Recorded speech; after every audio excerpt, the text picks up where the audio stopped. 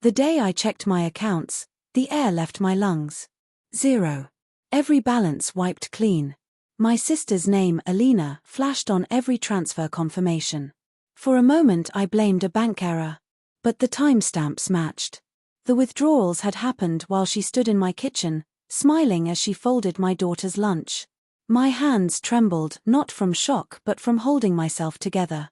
Alina and I used to be inseparable. She was the reckless one, I was the anchor. After our parents died, I promised to protect her. She promised she wouldn't take advantage. Promises break easy when money gets involved. Trouble trailed her, bad lovers, shaky jobs, poor choices.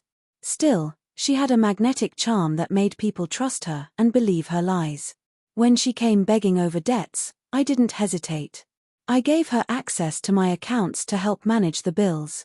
Her line was simple: "You trust me, right?" I did.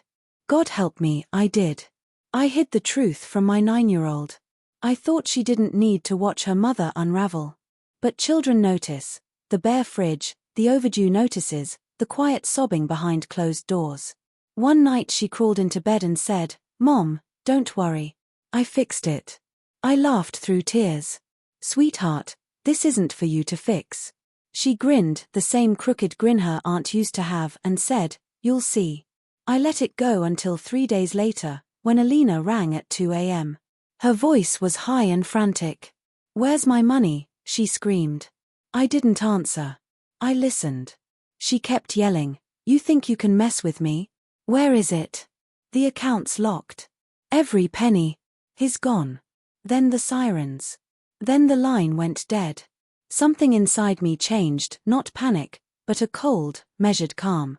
The next morning I asked my daughter what she meant.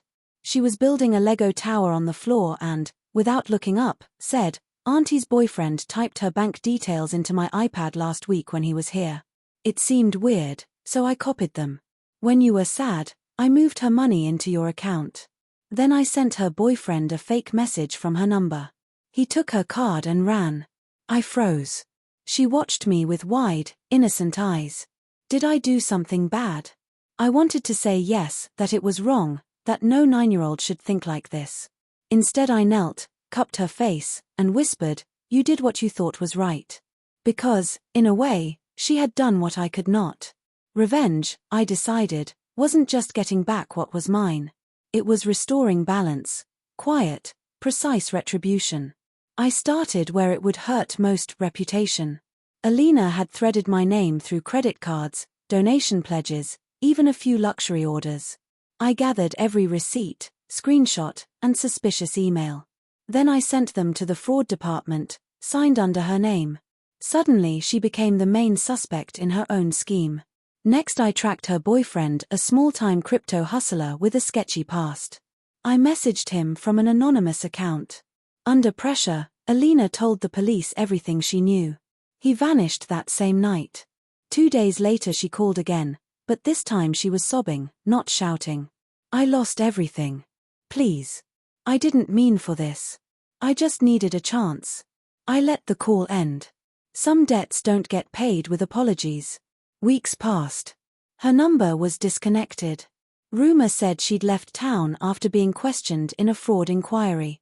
Meanwhile I rebuilt quietly: a new job, closed old accounts, a second-hand car bought with cash, savings arranged properly. Sometimes I'd catch my daughter watching me, studying the steadiness in my posture, the careful way I now spoke. One night I asked, "Why did you help me?" She shrugged. "You help everyone. I wanted to help you." Then, with the same cool cruelty her aunt sometimes showed, she added, "Auntie shouldn't have made you cry."